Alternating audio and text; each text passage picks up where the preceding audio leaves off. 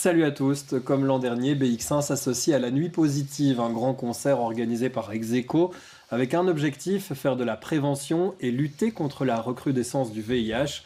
Lutter contre les contaminations va de pair évidemment avec la lutte contre les stigmatisations qui touchent les personnes vivant avec le VIH. Alors à quelques jours de cette grande soirée, c'est samedi, on va rappeler l'importance du dépistage, par exemple. On s'entoure aujourd'hui de personnes concernées, avec qui on va comprendre qu'elles ont leur propre lutte, et pourtant elles sont peu entendues. Avant de vous les présenter, pour entrer dans le vif du sujet, on écoute Nicolas Gérard et Sophie Elena. Nous les avions rencontrés l'an dernier, et il s'agit de personnes vivant avec le VIH. Je m'appelle Nico, je suis une PVVIH, une personne vivant avec le VIH, et je suis sur les réseaux au nom de Super Séro, et je lutte à la fois pour la visibilité donc des personnes vivant avec le VIH et contre la sérophobie. Moi, je suis porteuse du VIH. J'ai été contaminée par une seringue infectée dans un hôpital roumain avant mon adoption. J'ai donné naissance à un petit garçon qui est en parfaite santé. Il faut d'abord accepter pour témoigner. Moi, je témoigne parce que moi, je suis déjà engagé donc, pour la lutte contre le VIH. Donc, pour moi, le VIH vraiment s'est dépassé. Moi, je dis vraiment que l'essentiel est que je sais mon corps, je dois prendre mes médicaments comme il faut, je fais tout. Donc, voilà. Quand on est une PVVIH, on est soit réduit à quelque chose qui est de l'ordre du témoignage, et c'est super le témoignage, hein. Mais le témoignage, il dépolitise. Et quand on est dans quelque chose de très personnel, de très individuel, c'est super parce que ça permet aux personnes concernées de se retrouver et nous de faire sens.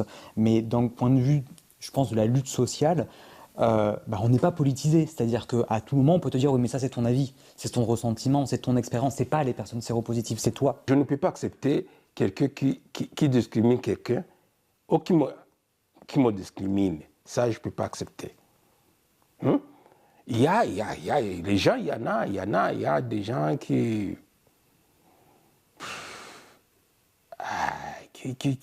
comptent toujours stigmatiser les gens.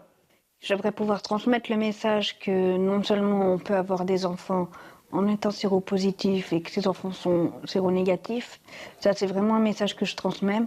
Et puis j'aimerais aussi donner comme message aux personnes séropositives de prendre leur traitement, de vraiment être réguliers, de ne pas hésiter à se faire aider, à se faire entourer s'ils ont des difficultés à le prendre, parce que ça donne tellement de liberté par la suite. Et la solution, c'est nous.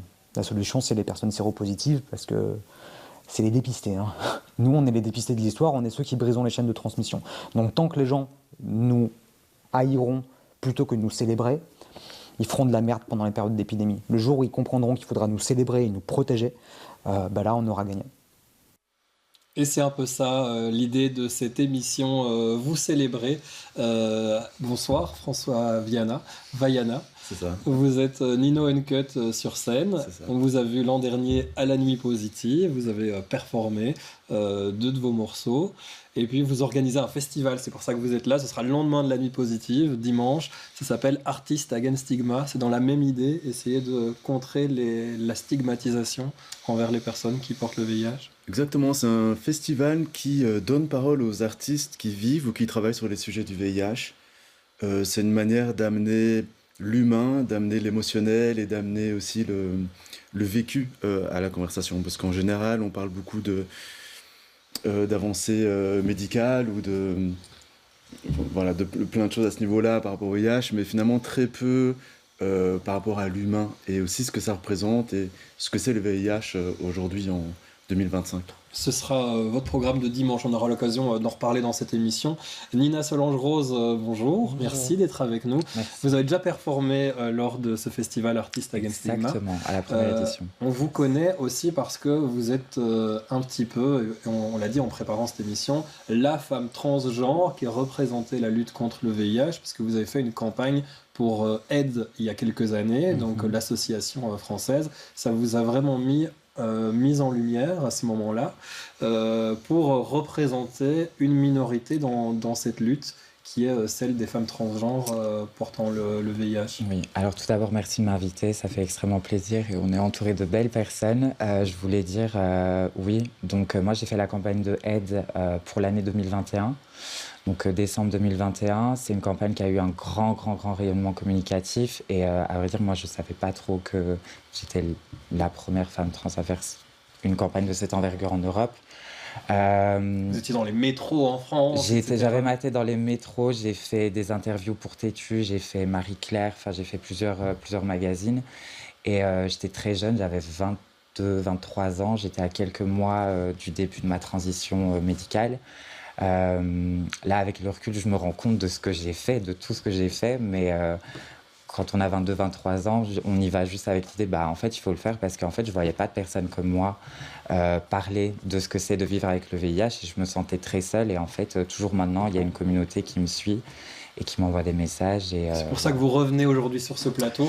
Alors, ensemble, on parlera de comment vous avez vécu cette médiatisation, de quels sont vos combats aujourd'hui en tant que personne trans vivant avec le VIH, et puis aussi de votre pratique artistique, parce que vous êtes artiste, Nina, et vous performez un petit peu partout là où c'est chouette de se déplacer. On en parlera. Dominique De Smet, bonsoir.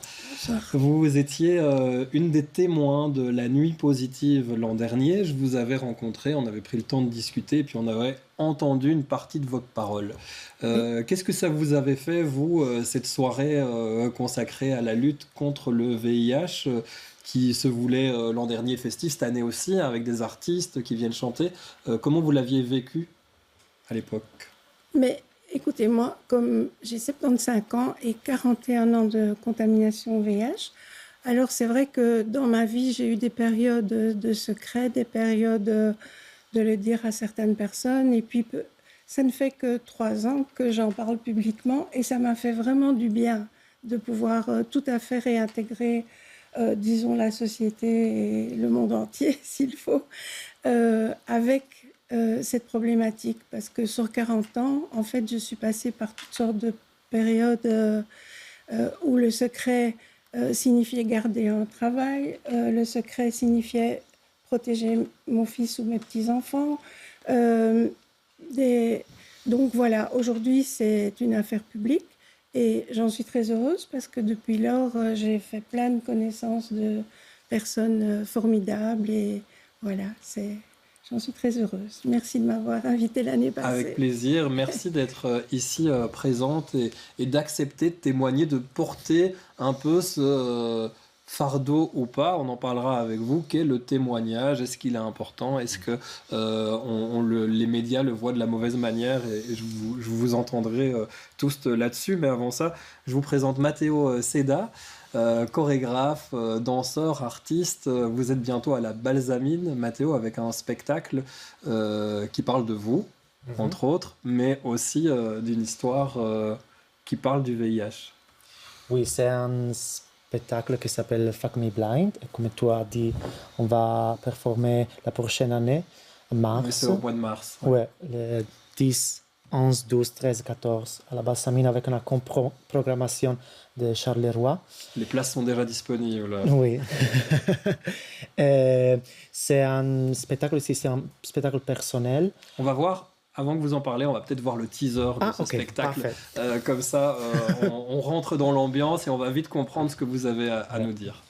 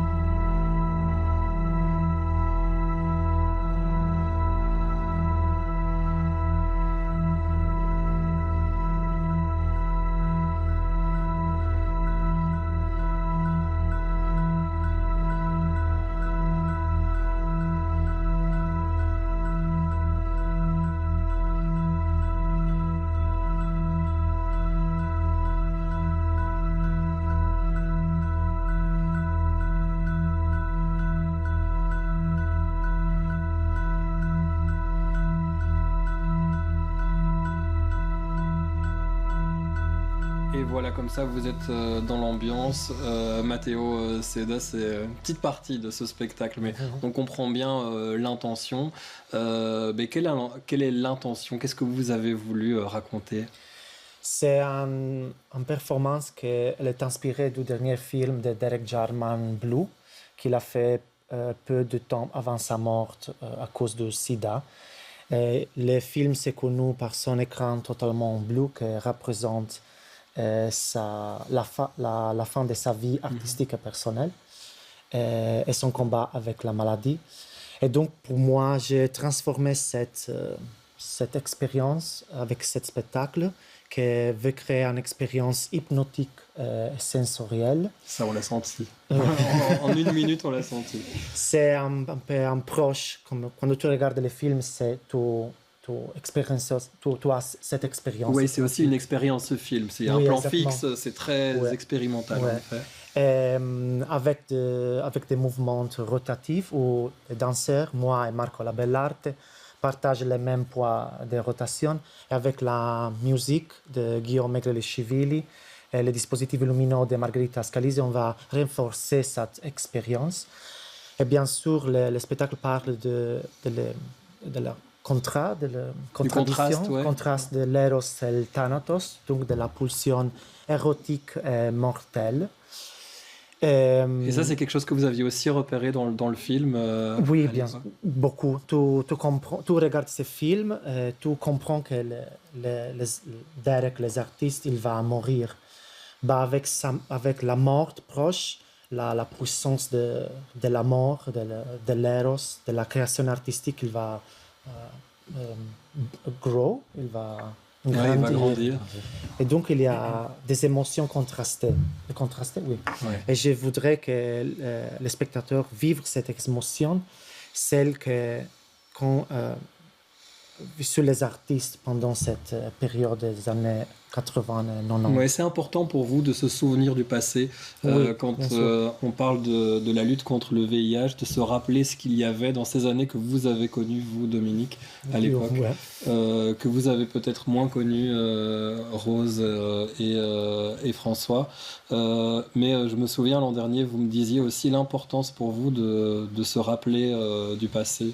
Et puis cette tension aussi entre la puissance de l'amour, entre la mort, c'est aussi un peu ce qu'on retrouve dans vos titres de Nino Uncut, non? Si. J'ai dit tout ça. Super. Je suis toujours en accord avec moi-même. Oui, je pense que c'est important. Je pense qu'il y a un traumatisme qu'on a hérité, parce que ce que je disais l'année dernière et ce que je pense toujours, c'est qu'on n'hérite pas juste d'une condition qu'est le VIH, mais on hérite aussi de tout un traumatisme qui n'a pas été complètement résolu, je trouve. C'était super flagrant pendant les années Covid où les survivants des années SIDA n'ont pas été consultés, surtout sur le plan émotionnel, comment vous avez fait pour survivre ce moment traumatique. Donc il y a quelque chose, pour moi, un peu une non-reconnaissance de ce qui s'est passé, et nous on porte un peu ce poids-là, principalement à travers la stigmatisation. Voilà, un peu. Est-ce que ça change, ça? Est-ce que ça évolue? Est-ce que c'est votre message? Est-ce que vous sentez que c'est en train de changer dans le bon sens ou pas? Je sais pas, moi j'ai eu quand même quelques conversations avec des personnes beaucoup plus jeunes, donc début vingtaine, qui en fait n'ont aucune idée de c'est quoi le VIH et le sida. Enfin, je sais pas si vous avez vécu les mêmes choses, mais où c'est vraiment très abstrait. Oui, des gens qui mouraient dans les années 80, Eazy-E, Queen, enfin c'est un peu ça, et c'est tout. Et j'ai l'impression que grâce aux avancées médicaux, c'est plus vraiment quelque chose qui concerne la nouvelle génération, et pourtant c'est quand même très présent, ça se manifeste à des endroits assez particuliers. Ouais. Dominique, c'est votre message aussi, c'est pour ça que vous témoignez en tant que personne vivant avec le VIH depuis 40 ans, c'est parce que pour vous, c'est important de dire à cette jeunesse, peut-être, aux gens aujourd'hui, attention, on peut très bien vivre avec le virus, vous en êtes la preuve, mais ça reste un virus. Oui, ça reste un souci constant aussi, parce que C'est vrai que les traitements se sont allégés, mais les effets secondaires aussi par rapport à des réglages de quantité de molécules et tout ça. Mais les effets secondaires ont des conséquences sur la santé. Donc, il faut tout le temps s'occuper de sa santé quand on a le VIH. On ne peut pas dire, je prends des vacances et pendant 8 jours, je m'en occupe plus, je ne prends pas mon traitement. Non, c'est un souci constant. Et je dois dire que moi, j'ai la grande chance de faire énormément de danse. Ce n'était pas mon secteur, je ne suis pas artiste comme vous, mais j'ai énormément dansé et ça m'a fort aidé notamment à éliminer toutes les toxines des produits. Et je pense que faire du sport ou s'occuper beaucoup de son corps et de l'entretien de son corps est une des raisons pour lesquelles on vit longtemps avec le VIH. Ouais, il faut... Lina, c'est vivre avec le VIH qui m'a appris à prendre soin de moi, à prendre soin de mon corps. En ayant un parcours de transition, en étant une personne séropositive, je sais pas, j'ai pas envie de dire je dois faire plus attention à certaines choses, mais en tout cas, boire mon eau tous les jours, moi ça fait peut-être 2-3 ans que je vais à la salle de sport 3 fois semaine. Ça a changé ma manière d'appréhender mon corps, de vivre avec mon corps. Et de me regarder aussi. Vous performez aussi. On va voir des images d'une de vos performances. Ça s'appelle Praise. C'était il y a quelques années. C'était il y a 2 ans. Il y a 2 ans. Je pense presque 2 ans. Dans une galerie d'art bruxelloise. Ouais. Ça parle de votre parcours. Ça parle de vous, en fait, Nina. Vous parlez du sport. Est-ce que la performance, est-ce que faire de son corps... une chose artistique aussi vous permet de vous aider dans la lutte contre le VIH ou dans votre vie tout court? Moi, avant tout, je suis une artiste. Avant d'être une femme qui vit avec le VIH, avant tout, je suis une artiste. Et ça, je l'ai compris en faisant beaucoup de travail sur moi. Parce que j'ai dû aussi comprendre quelle était ma place et quelle est ma place dans ce monde. Parce que j'ai été identifiée et visible comme... la meuf trans qui a le VIH, mais avant tout, j'étais une artiste, je faisais de l'art avant, je faisais du théâtre avant, de la danse avant. Et c'est vrai que les rares moments depuis que j'ai été diagnostiquée séropositive, où je suis sur scène et où j'ai l'occasion d'être dans un studio, de travailler, je regarde les images parce que ça me fait du bien de me voir dans cet état-là. Ça a été des moments rares, mais ça a été des moments de grande qualité parce que je me suis retrouvée avec moi-même et je pouvais sortir de moi-même et sortir de la réalité. Et Praise, ça raconte mon parcours après la campagne, justement. Et cette performance, elle me tient beaucoup à cœur parce qu'elle parle des violences sexuelles dont j'ai fait face en étant travailleuse du sexe parce que j'ai plus d'accès à l'emploi comme avant. Mais cette campagne vous a vraiment marqué une fois qu'on est visible comme ça et qu'on cumule peut-être plusieurs discriminations. Hein. Il y a eu énormément d'intersections. Ouais. Du jour au lendemain, j'ai été reconnaissable en rue et je me rappellerai, je crois, c'est quelques semaines après avoir fait la campagne, je me balade à Bruxelles, j'allais emménager à Bruxelles et quelqu'un m'a arrêté dans la rue et m'a dit bravo. Alors c'était une réaction positive, mais je m'y attendais tellement pas. Et puis dans le cadre rapport client-service, il y a eu beaucoup de clients qui m'ont reconnu. En tant que travailleuse du sexe, il y a eu énormément de personnes qui m'ont reconnue. Donc du coup, on perd des potentiels clients. Le seul canal qu'on a pour gagner son argent, au final, il est mis à mal. Moi, je reviens exprès pour en parler. Et donc, vous en voulez aujourd'hui d'avoir fait cette campagne? Vous Absolument en voulez aux personnes qui ont diffusé votre message? C'est quoi votre état d'esprit? Mon état d'esprit, c'est avant tout, je suis en train de heal, de guérir. Et si je suis revenue, c'est parce que justement, en fait, j'ai cette force et j'ai cette conviction-là d'être revenue en étant apaisée. Mais j'ai beaucoup souffert, j'ai vécu énormément de choses. On m'a fermé des portes, on m'a aussi fermé des portes dans la lutte contre le VIH. Je pense que les gens n'ont peut-être pas vu qu'en fait, il y avait une jeune adolescente, je vais dire ça comme ça, parce que j'avais 22 ans, je suis partie chez mes parents à 18 ans. Une adolescente artiste de 22 ans qui en fait s'est retrouvée toute seule avec un poids sociétal et une image à défendre. En fait, la clé pour moi, ça a été la thérapie, ça a été mon entourage et la ballroom a été mon refuge. Voilà. On a vu une image de votre affiche parce que vous organisez un événement ballroom consacré à la lutte contre le VIH aussi. C'est le 21 décembre. On en reparlera parce que j'ai envie de dire encore plein de choses, mais le temps arrive presque à sa fin pour cette émission. Alors qu'on a encore envie de parler Nino Uncut. On va vous voir des images de vous performer l'an dernier. Ce rapport à la scène aussi, vous êtes artiste depuis des années, vous êtes dans la musique, dans le chant, et puis quand vous êtes sur scène comme ça, et qu'en tant que Nino Uncut, vous parlez de votre histoire, vous parlez de votre colère, c'est aussi libérateur? C'est libérateur, ouais, c'est surtout transformatif. J'ai l'impression que... en tout cas, moi je suis vraiment reconnaissant d'avoir l'art dans ma vie. Je ne sais pas comment les gens font quand ils n'ont pas l'artistique pour s'en sortir.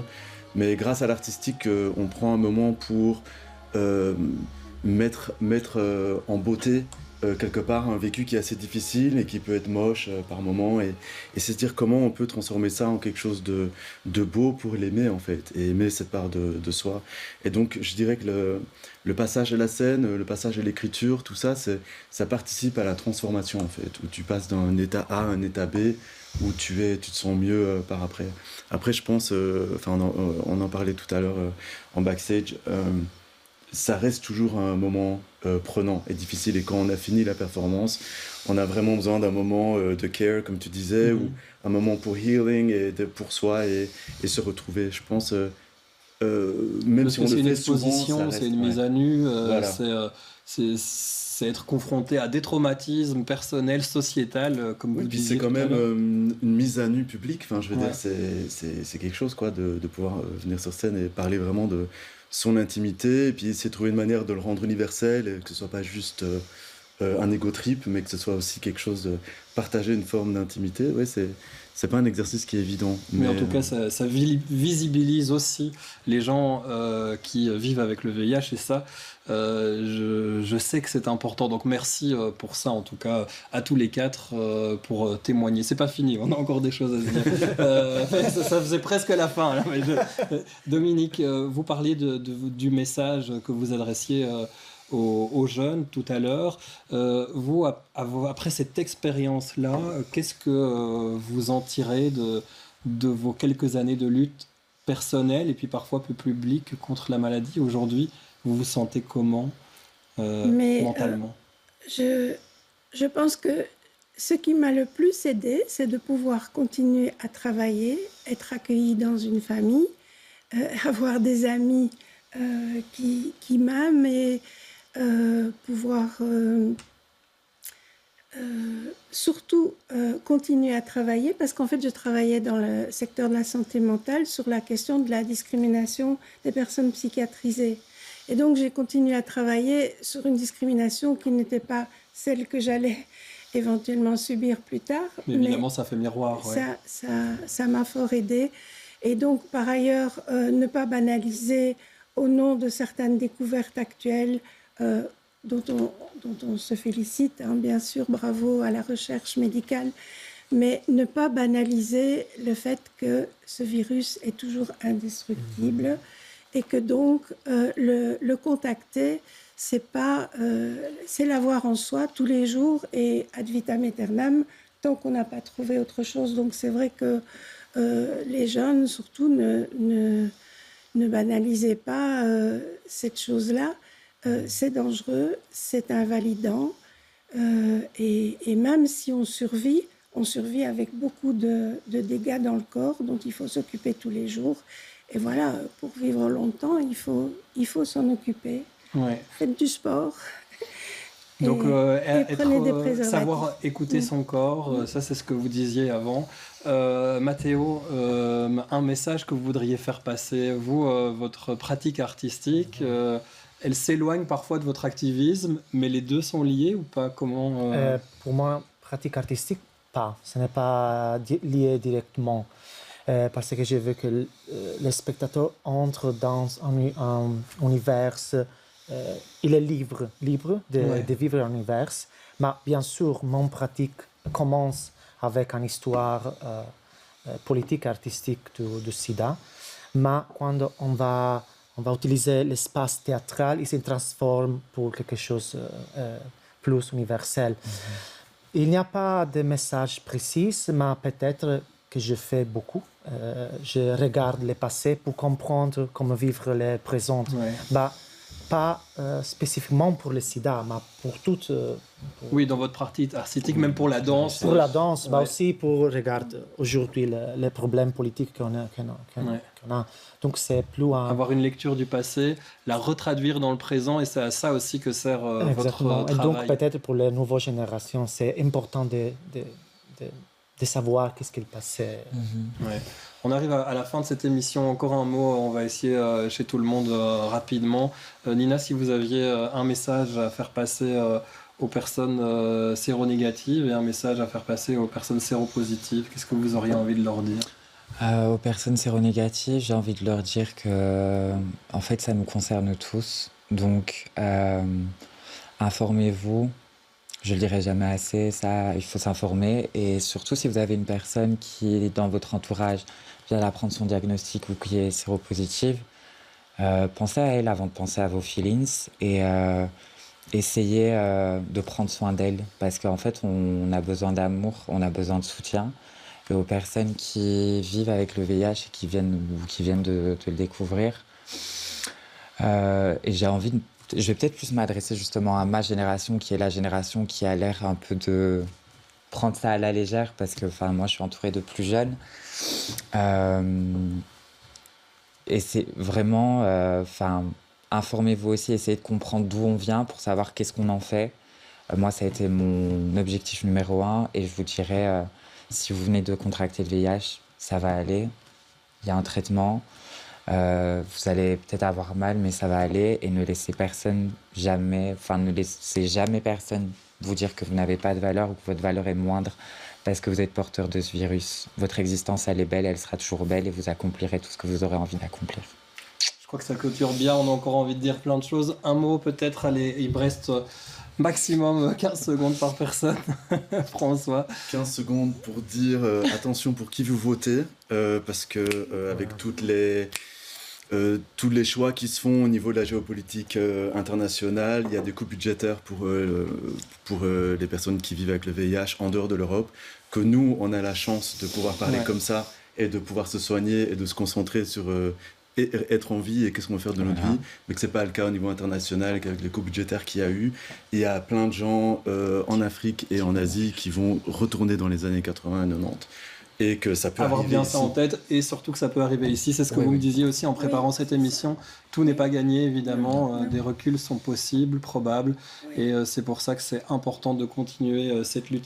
Merci beaucoup à tous les quatre. On a envie de continuer la discussion, mais il y a des lieux pour le faire. Le festival Artists Against Stigmat, c'est dimanche matin, toute la journée. Il y a plein de choses à faire, plein d'artistes. Quelques artistes à citer. Peut-être il y aura Diva Beyrouth et Bonnie Iota, Mel Ratwen, Raoul Les Mécaniques, puis Léona Winter de Drag Race France, qui a fait son coming out séropo il y a quelques années maintenant. Exactement. Et qui sera sur la scène. C'est à Anvers. C'est à Anvers, exactement. Voilà. De temps en temps sur BX1, on vous parle d'événements qui se passent à Anvers, mais bientôt Artists Against Stigma sera à Bruxelles. Vous, c'est le 21 décembre, votre événement. C'est ça, le HIV Awareness Kiki Ball Part 2. Et il y a aussi un podcast qui s'appelle The Tea Podcast qui est en préparation, où c'est un podcast hosté par une meuf trans qui est moi et qui invite d'autres personnes trans. Ce sera à suivre sur les réseaux. Nina, Solange, Rose, Mathéo Seda, on vous suit sur les réseaux aussi. Bravo pour tous les prix que vous avez gagnés. On espère que ce spectacle va bien vivre à Bruxelles. Ce sera dans quelques mois. On le va faire. Maintenant, merci. Et puis Dominique de Smet, merci pour votre témoignage. Merci de prendre encore du temps et de l'énergie pour venir sur les plateaux, raconter votre histoire, parce qu'on voit à quel point c'est utile. Merci. Passez une très belle soirée. Je vous retrouve à la Nuit Positive. C'est ce samedi avec plein d'autres artistes. Cette fois, Cold, Red Sebastian, Sing Out Brussels aussi, la chorale. Il y aura Musti, il y aura Rokia Bamba, Elia Rose, Dans la Nuit, Achille et les Témoins. Ce sera donc ce samedi à suivre sur BX1 ou sur la scène de la Madeleine. Il reste des places, profitez-en.